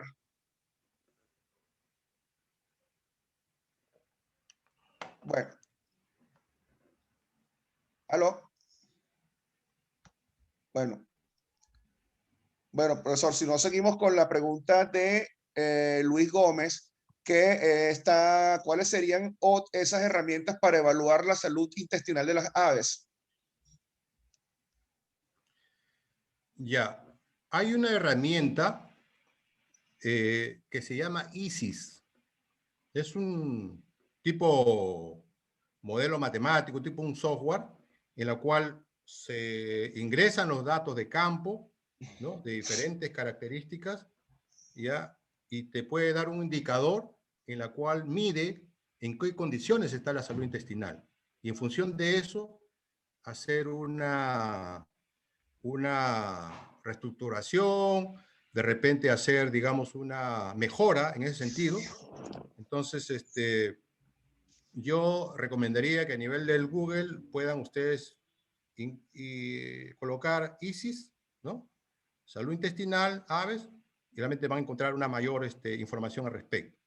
Hay muchos otros indicadores. Nosotros para situaciones de experimento utilizamos un score de disbiosis, en la cual medimos a través de unos puntos o score de 0 y 1. 0 indica la no presencia y 1 indica presencia de varias características. Por ejemplo, inflamación, hinchamiento, presencia de residuos de alimento, etcétera, etcétera, ¿no? Entonces, luego hacemos una sumatoria y finalmente vemos si está la sumatoria en valores considerados como máximo 3, que indica que no hay disbiosis o por lo menos es manejable. Por encima de 3 ya vamos a tener problemas y ahí nos da a entender que debemos de utilizar, digamos, alguna terapia, alguna alternativa, alguna técnica para poder manejar mejor este tema. Igual manera, ¿no? En el Google ustedes pueden colocar ahí score de disbiosis, ¿ya? Y le va a salir allí la técnica como con dibujos y todo, ¿no? Y si alguien tiene algún interés, yo le puedo dar información al respecto de esta y de otras técnicas más que existen, ¿no? Lo importante es, todas son buenas, lo importante es que se haga. No debemos de trabajar ya ciegas, ¿no? O sea, le damos y la gallina debe responder o el pollo debe responder. Yo creo que hay que medir, ¿no? Es la manera de poder ver si estamos por el camino correcto o no. Entonces, pueden dejarme un mensaje en mi blog y yo les puedo proporcionar toda la información que tengo respecto a herramientas que son varias, ¿no? Respecto al manejo de salud intestinal. Correcto. Eso es algo parecido como el HTS, ¿cierto? Acá usamos HTS. Exacto, exacto. Sí, sí. Exacto, Sí. exacto. Hay varias, Okay. hay varias. Sí, sí, claro. Ajá, otra pregunta de Víctor Segarra. En una ración de maíz, soya, polvillo y milen, ¿cuánto mínimo de proteína cruda se podría formular si se consideran requerimientos mínimos de lisina, metionina, cistreonina, triptina y valina? Ya, como le indiqué al inicio, En ese caso, si yo quiero reducir los niveles de proteína cruda, obviamente va a depender de varios factores, la edad del animal y todas las cosas, pero yo recomiendo que tomen en cuenta, ¿no?, los niveles mínimos de los aminoácidos no esenciales. Eso sería que ustedes puedan tener en cuenta para poder reducir el nivel de proteína cruda, ¿no? Ahora, va a depender también del tipo de ingredientes, porque no es lo mismo esa naturaleza de dieta. Si están utilizando, por ejemplo, lo que me dice, ese tipo de ingredientes con arroz y otras cosas, entonces, cuyo aporte de proteínas son mucho menores y el tipo de aminoácidos que tienen ese tipo de proteínas también son diferentes a lo que normalmente tenemos en el maíz y la soya. Entonces, dependiendo de la naturaleza de la dieta, podemos nosotros también hacer uso, por ejemplo, de ingredientes de fuente de proteína animal, que hoy en día también han aparecido bastante, ¿no? Hace poco me pasaron los datos de una proteína microbiana, ¿no?, que estamos evaluando ahí para ver a ver si es. En estos días hicimos una evaluación de unos péptidos que vienen de la harina de pescado. Hace poco hicimos también de otros péptidos que vienen del intestino de cerdos, de lechones. Es decir, se ha ampliado, ¿no? Se ha ampliado las fuentes de origen animal, y que sería bueno que de repente cuando usemos como complementación a este tipo de dietas, tomemos en cuenta lo que son los aportes de los aminoácidos no esenciales. O sea, no tomaría tanto en cuenta la proteína cruda, sino más bien los mínimos de aminoácidos esenciales que debemos de tomar en cuenta, y eso va a definir, digamos, hasta qué punto podemos reducir la proteína cruda. Hay una pregunta de Oscar Riseño acá que no creo que la leí, pero no la respondimos, que dice, ¿puede recomendar qué tipo de molino, martillos o rodillos para obtener mejor granulometría del alimento? Claro, eso es muy importante, ¿no? O sea, el de martillo o de rodillo, ¿no? Hay diferencias para poder, nosotros de acá a un par de meses, porque ya tengo el equipo comprado de granulometría que nos lo van a traer en un par de meses, vamos a hacer un estudio general de granulometría en las principales granjas de Chincha para ver cómo estamos, ¿no? Porque a veces uno tiene cierta información y a veces un poco sesgada, ¿no? Y darle las recomendaciones adecuadas. Entonces, el tipo de molino de rodillo, ¿no?, según alguna literatura que he podido yo apreciar, sería el más conveniente para poder manejar, digamos, una granulometría. Pero eso también va a depender del tipo de ingrediente que tengamos, ¿no? En este caso, si se trata del maíz, si tenemos un maíz de tipo importado, un maíz nacional, ahí también hay una diferencia, ¿no? Pero más o menos eso es lo que yo podría opinar, ¿no?, al respecto. Ok, una pregunta de Anita Eugenia. ¿Ocurriría otra alteración aparte de baja digestión en el animal si se le da un exceso de soya? Claro, yo hice un ejemplo allí, que tomemos en cuenta una soya de calidad estándar. Según la información que existe, entre 15 y 16% hay una buena respuesta, eficientemente hablando. En la medida que ya, bueno, la doctora Ángel menciona de 18 para arriba, otros investigadores hasta 20, pero en la medida ya que aumenta esa soya de calidad estándar, aumenta hasta 20, 25, ¿no? Ya la eficiencia, es decir, la digestibilidad, la asimilación de nutrientes de esa soya, se reducen 2%, 3%, hasta 4%. Muchas veces nosotros tenemos que estar lidiando con eso, porque hay fórmulas que hacemos normalmente que tienen más de 25%, incluso hasta 30% de soya. Entonces ahí la recomendación que se hace es que haya un complemento, y por otro lado también utilizar, ¿no?, una enzima exógena que ayuda mucho a esto, ¿no? Entonces, no se puede, o sea, una dieta con 15, 16% que sería lo óptimo, no se puede, se requiere un poco más, ¿no? Entonces, si nosotros utilizamos una soya que no es de calidad estándar o que ya esté afectado en su procesamiento, o de repente está muy sobrecocida o subcocida, es decir, ya tenemos factores antinutricionales, ahí el efecto ya es mucho mayor. Ahí sí ya las eficiencias se ven perjudicadas grandemente, y también el estado de salud del ave también puede ser digamos, afectada grandemente, ¿no? Ok. Edilson pregunta que en su país, no sé si está en Perú o no sé dónde está Edilson, dice que en su país a las ponedoras comerciales se ha hecho costumbre soltarlas un rato en la mañana y en la tarde a pastorear para estirarse, etcétera. ¿Esto afectará en la producción diaria de huevos de la parvada? Bueno, hoy día ya tenemos una diversidad de sistemas de crianzas, ¿no? En el Perú ya poco a poco eso también está de moda, de criarla bajo este sistema de dentro y luego sacarlo, o simplemente todo fuera, etcétera, etcétera, ¿no?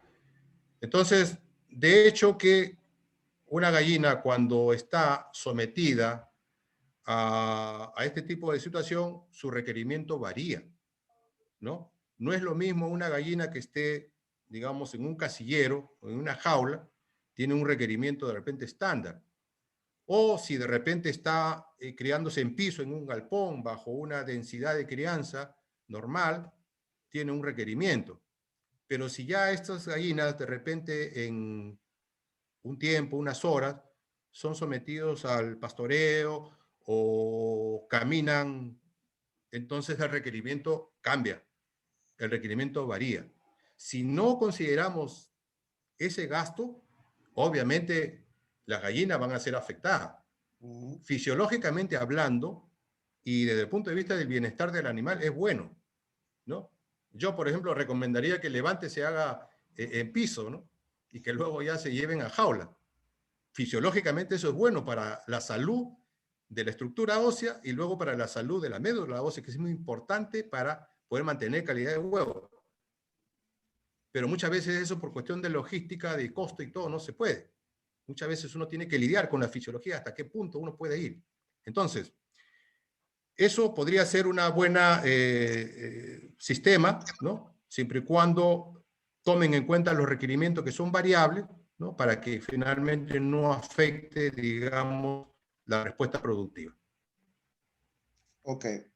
Gotiniano pregunta, según su experiencia, ¿qué puede comentar sobre el mal emplume en gallinas en producción, pero en producción de reproductoras pesadas? O sea, él habla del mal emplume o retiro de plumas en gallinas en producción de reproductoras pesadas de carne. Bueno, en ese tema sí, la verdad que no tengo experiencia realmente en reproductoras pesadas. Por ahí la poca experiencia que tengo de ciertos trabajos que hemos hecho, ¿no?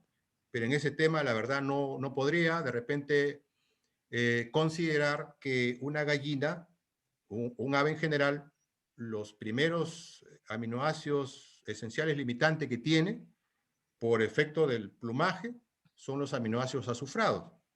De ese punto de vista, creo que se debe de poner énfasis en eso. Hay poca información al respecto, ¿no?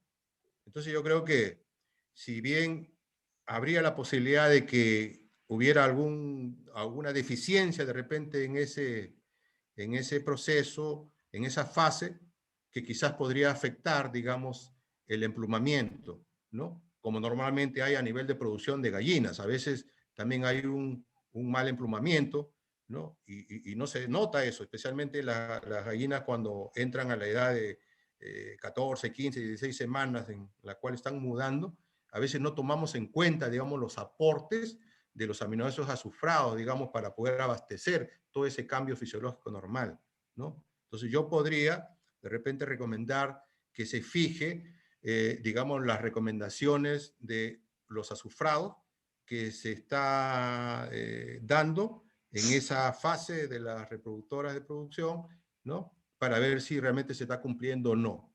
Por ahí de repente podría encontrar alguna solución a los problemas que se puede atravesar, ¿no? Ok. Jesús desde el Cusco pregunta o le pide que si tiene alguna experiencia en la utilización de ácidos orgánicos en la dieta. Bueno, eso sí, yo le decía temprano que hay que ver el pH del agua, que es muy importante, pero también hay que ver el pH de la dieta, especialmente de los preiniciadores, ¿no?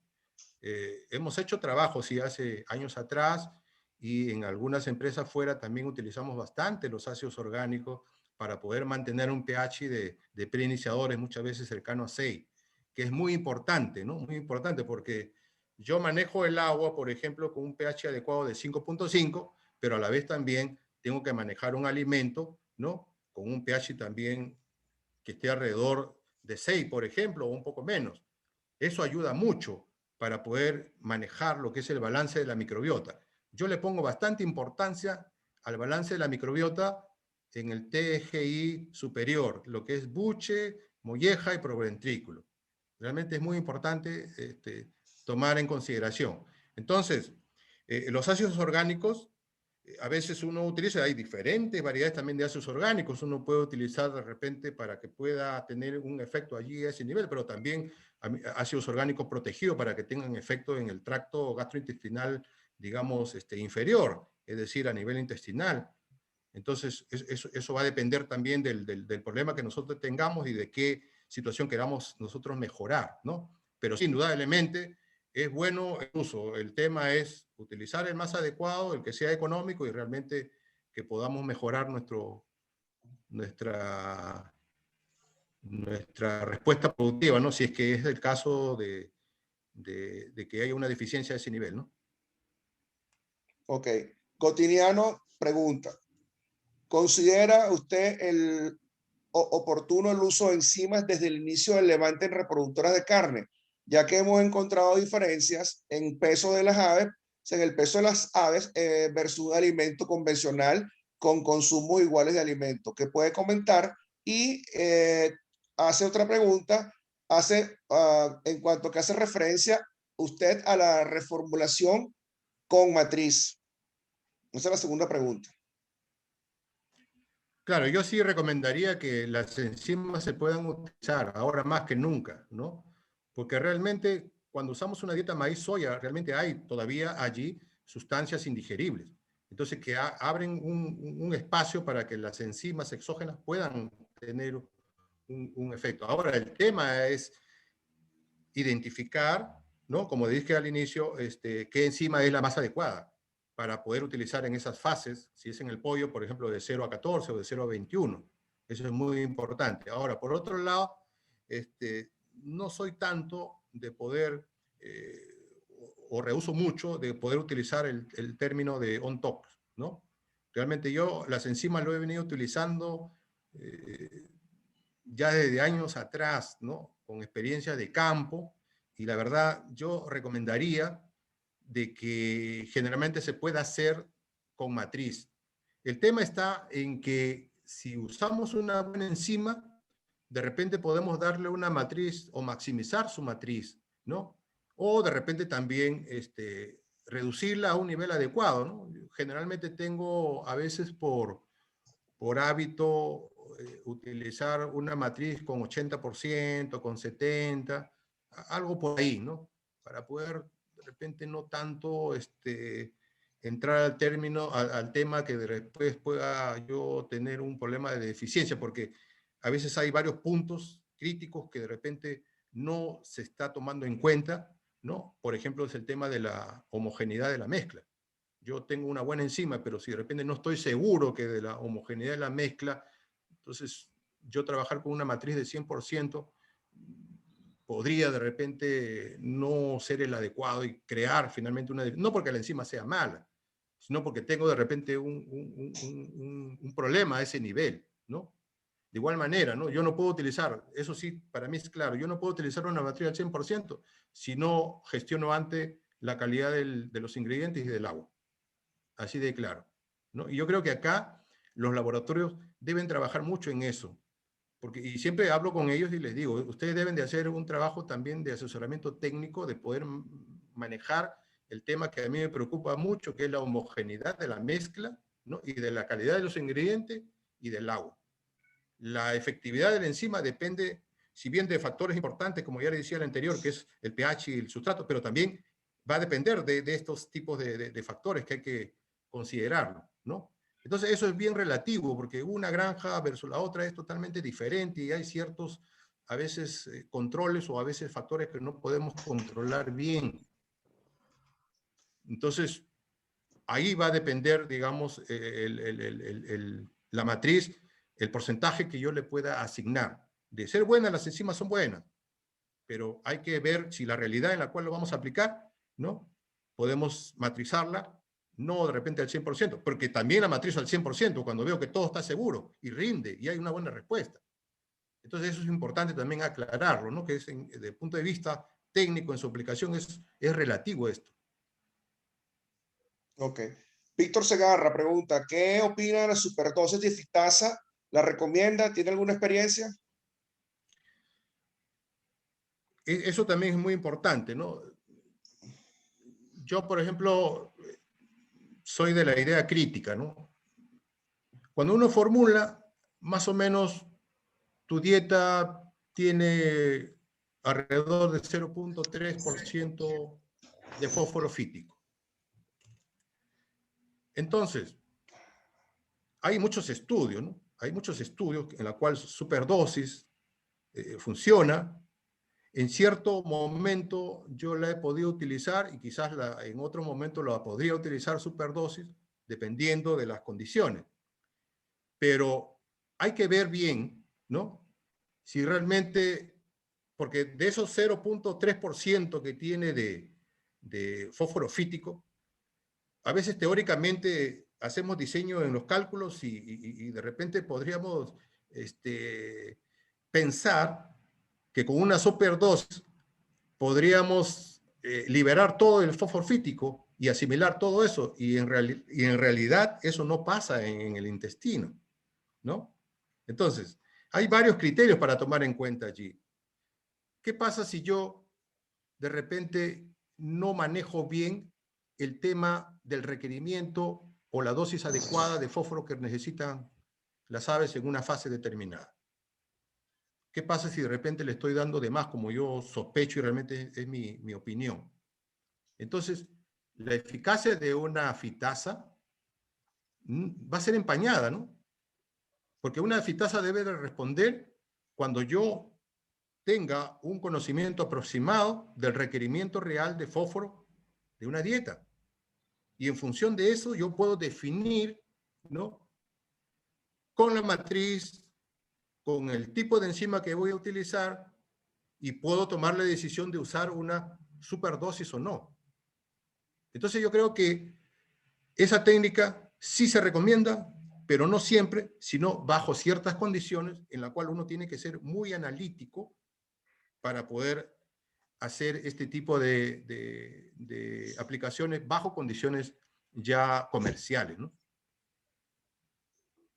Ok. Voy a brincar la pregunta de Carlos Caballero porque hay otra pregunta de Víctor Segarra para seguir el mismo tema de las fitasas que dice, ¿cuál es el nivel de fitato cuál nivel de fitato en el alimento se requiere para que se justifique el uso de una fitasa? Bueno, normalmente si tú tienes una dieta común, tradicional, maíz, soya, vas a tener un aporte de aproximadamente de 0.3 alrededor de fósforo fítico, ¿no? Entonces, suficiente con eso, de hecho, tenemos que utilizar una fitasa. O sea, no es que el usar o no usar una fitasa va a depender de eso, no. Lo que yo quería explicar es que muchas veces creemos que con una superdosis, ¿no? De repente podemos maximizar la liberación de fósforo de ese fítico que le estoy mencionando, cuando realmente a nivel práctico eso no es así. A nivel in vitro hay muchos estudios que así lo demuestran, pero a nivel práctico ya hay muchos otros factores que van a interaccionar, por lo tanto es relativo. Eso es lo que quería yo explicar con eso, ¿no? Ok. Carlos Caballero pregunta, ¿cuál es su opinión sobre el uso de las harinas de carnes? Bueno, por naturaleza, el ave nativo consumía fuente de proteína animal, insectos, lombrices, etc. Entonces, la fuente de proteína animal es una fuente que tiene un perfil de aminoácidos más completo y que ayuda mucho o contribuye mucho al perfil de aminoácidos que hay en el huevo. Igual manera para el caso de la pechuga o el tejido muscular del pollo. Entonces, sí se puede complementar la fuente de proteína animal. Y miren, Europa ya hace poco también ya está en esa, porque ellos tienen prohibido usar fuente de proteína animal, pero ya de hace poco como que están liberando el uso de fuente de proteína animal en las dietas. Eso es muy importante. Sin embargo, recuerden lo que yo les decía allí en las consideraciones o factores a tomar en cuenta para usar un ingrediente no convencional. Llámese fuente de proteína animal o fuente de proteína vegetal. Es lo mismo para este caso. Hay que considerar la calidad, la inocuidad, el procesamiento, etc. Hoy en día existen procesamientos realmente que reducen grandemente, ¿no?, posibles contaminantes y aseguran la inocuidad del producto. Entonces, de usarse, sí yo podría recomendar, pero antes de tomar esa decisión, ver la calidad, ¿no? ¿Qué tipo de procesamiento están o han utilizado? Entonces, segundo o tercero, es hacer una formulación en la cual yo pueda tomar en cuenta que no pueda excederme de ciertos aminoácidos. Cuando yo he hecho corridas con fuente de proteína animal, dependiendo del tipo de fuente de proteína animal, muchas veces hay una sobrecarga de aminoácidos que podrían comprometer la salud intestinal. Entonces, allí sí hay que entrar a otro tema que es optimizar el nivel de uso. Eso es lo que podría yo comentar al respecto. Sí, ok. Nosotros usamos en nuestra planta harina de carne, pero el tema es que es altamente variable. O sea, yo creo, Ese es otro tema. o podría decir que de 5 camiones que traen harina de carne a la semana, o 6 camiones, se devuelven 3 o 4 por mala calidad. Entonces hay que tener mucho cuidado con eso realmente. Exacto. Ok, David Vargas pregunta, ingeniero, la relación de aminoácidos para ponedoras en valina lisina es 110 su recomendación. Ajá, Isa Brown recomienda 96 y Highline 88. Ingeniero, ¿sí entendió más o menos, no? Sí, los resultados que salen en ese estudio, que lo hemos hecho hace años atrás, era para poder explicar cómo la relación entre los azufrados, ¿no?, y la lisina ya deben de considerarse. Sin embargo, hay otras relaciones que ya hemos ido corrigiendo, como es la que tú mencionas, que está muy alto, ¿no? Por lo tanto, esas relaciones tienen que ir actualizarse, corregirse, ¿no?, a lo que normalmente se estamos manejando hoy en día, ¿no?, que como lo mencionas, que está muy por debajo de ello. Pero más que todo ese resultado que lo hemos hecho hace años era para denotar esa relación que hay entre lisina y los azufrados. Okay. Eric pregunta, ¿en base a qué parámetros productivos y de órganos sería más adecuado evaluar la eficiencia de una enzima? Ahí sí me repite porque no entendí bien. Bueno, es que vamos a tratar de mejorar. Ok, ¿en base a qué parámetros productivos y de órganos sería más adecuado evaluar la eficacia de una enzima? Bueno, eso va a depender, ¿no? Porque existen varios indicadores, podría decir yo, para poder evaluar la eficacia, ¿no? Y vuelvo yo nuevamente a recordarle, o sea, yo tengo que dar una dieta en la cual el nivel de fósforo sea el que más o menos se ajuste o se aproxime al real requerimiento del ave. Solo así yo voy a tener una evaluación de la eficacia en condiciones prácticas de esta enzima o de una fitasa, ¿no? Si es que yo le estoy dando un nivel de fósforo de repente por encima de lo que requiere, entonces ahí ya yo estoy comprometiendo realmente o empañando realmente la eficacia de esta fitasa, ¿no? Ahora, cuando está preguntando acerca de qué órganos, obviamente eso tiene que ver bastante con el tema de la estructura ósea, ¿no? Es común que uno evalúe, digamos, nivel de ceniza, ¿no? Que pueda ser afectado o no. Nosotros en el caso de gallina de postura, estamos desarrollando un método, ojalá que nos vaya bien, para ver cómo es afectado o medir si es que hay un efecto de esto sobre la calidad de la cáscara del huevo, ¿no? Entonces ya tenemos alguna información respecto a eso, pero necesitamos seguir evaluando, ¿no? Entonces, ojalá que de repente, si es que la teoría funciona, o nuestra hipótesis funcione, podríamos nosotros tomar en cuenta también algunas características de la calidad de cáscara para poder evaluar la eficacia de una enzima, ¿no? Entonces, más o menos por ese lado yo podría comentar lo que la pregunta indica, ¿no? Ok. Rubin lo felicita y pregunta, ¿en la formulación se contempla el gasto de energía de la digestión de la dieta?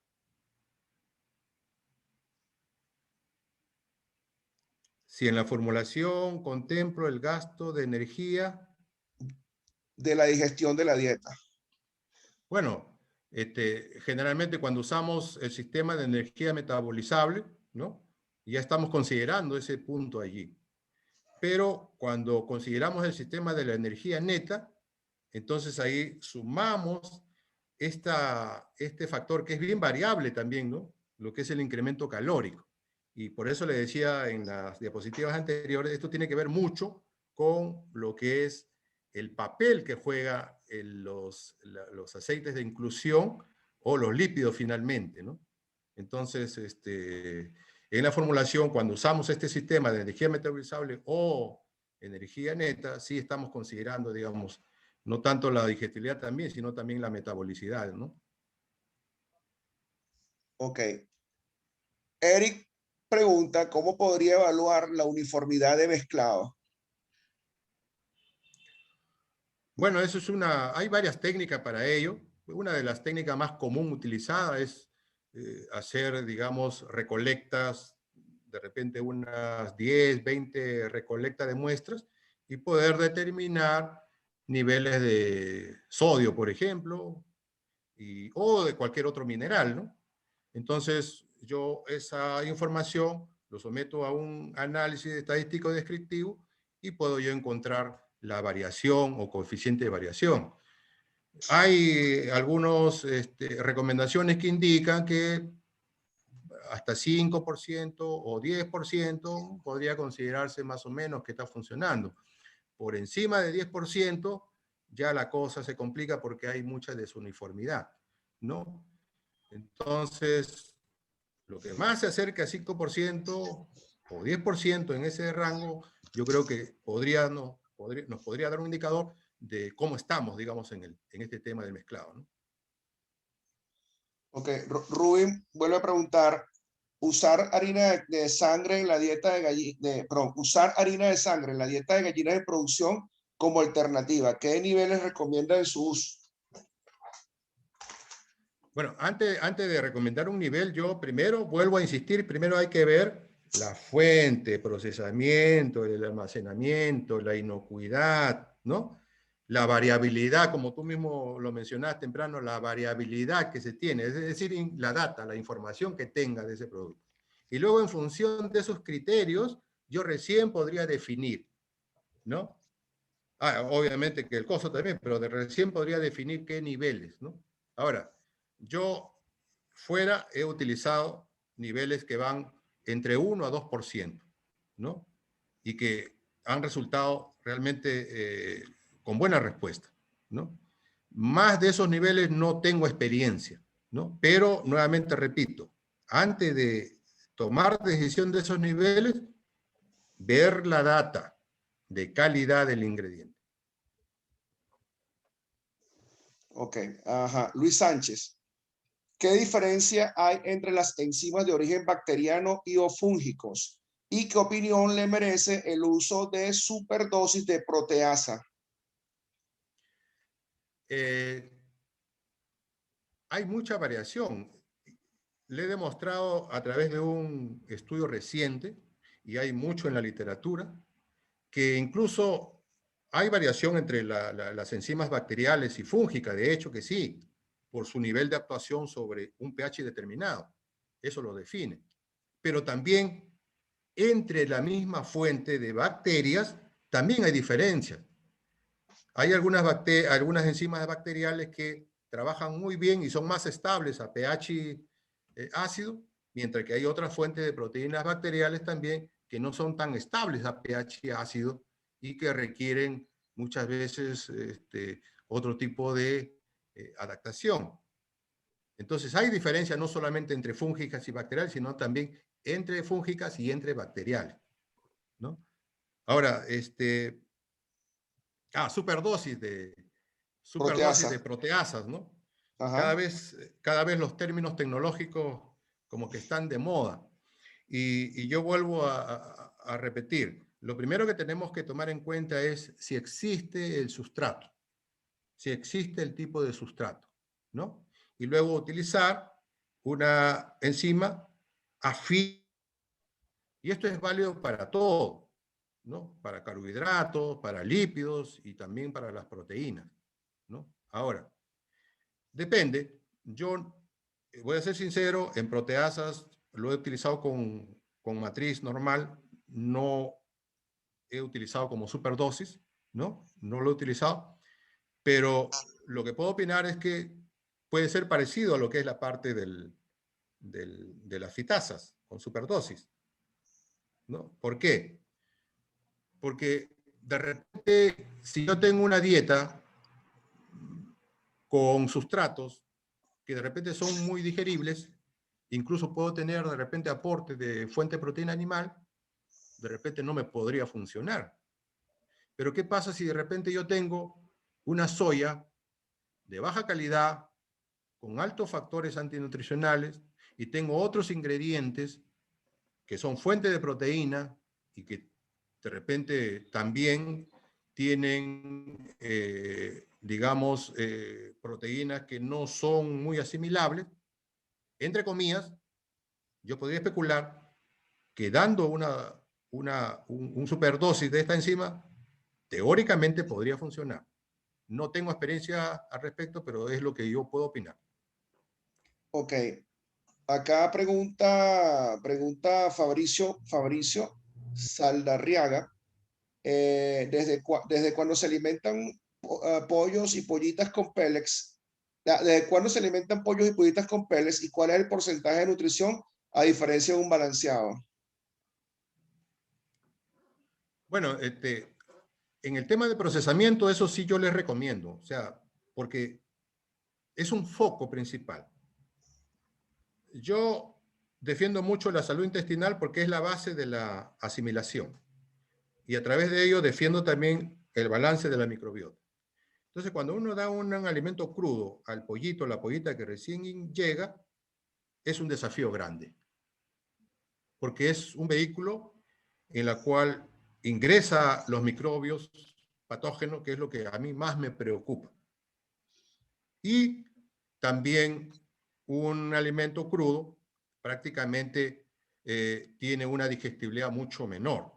Sin embargo, cuando nosotros procesamos este alimento y a través del pelletizado, entonces vamos a reducir la carga microbiana, vamos a mejorar la digestibilidad, vamos a densificar más el alimento, y una de las primeras ventajas que se tiene es que el pollito consume más alimento, 15, 20% más de alimento.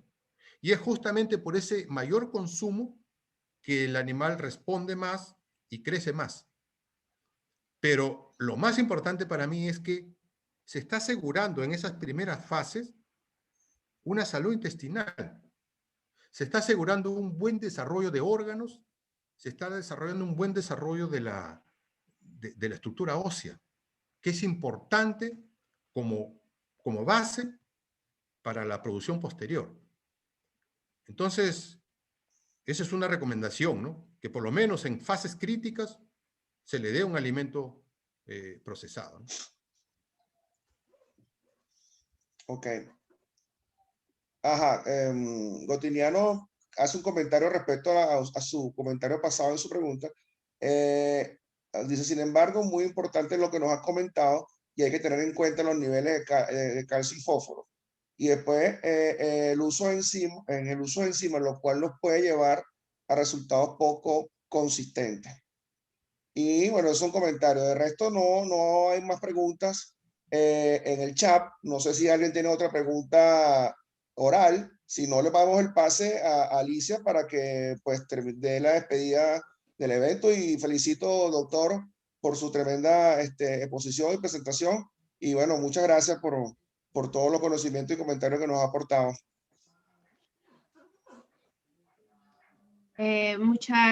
Muchas gracias por la participación a todos quienes han podido preguntar.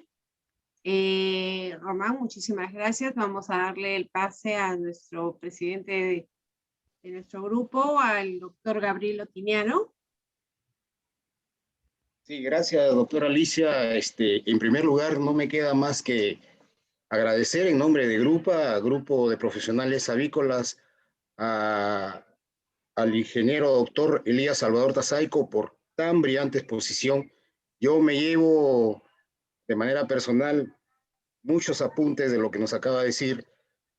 Lo que usted ha expuesto para nosotros es una gran alternativa frente a esta circunstancia de los costos altos actualmente de maíz y soya, y creo que en campo hay mucho por hacer.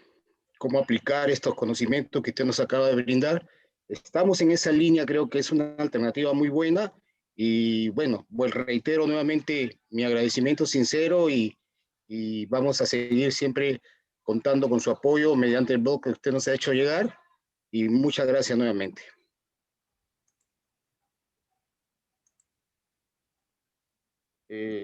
Grupa en esta semana también va a tener a consideración brindarles mediante las redes nuestra siguiente ponencia. Estamos con muchos ponentes que tenemos en cartera para escoger los temas que muy pronto le vamos a hacer llegar. Muchas gracias a todos ustedes y para adelante y a seguir cuidándose. Un abrazo a todos. Igualmente, buenas noches a todos. Buenas noches a todos, gracias por todo. Muchas gracias, Cuídense. hasta luego. Chao, Hasta luego, colegas. Gracias. Muchas gracias, doctora. Román. Gracias. Hasta el próximo mes. Gracias. Gracias, Alicia, por la buena presentación. Gracias, Elías. Gracias. Muchas gracias. Gracias, Elías. Amigos, colegas, alumnos, cuídense. Demasiado. Qué bonito su exposición. Gracias por todo. Gracias, doctor Elías. Doctora Alicia, muchas gracias. Inge, Gracias. cuídese. Luego. Hasta Cuídense, nos luego. vemos. Hasta luego. Gracias. Chao, Román. Chao, Ingel. Chao, doctor. luego. Hasta luego.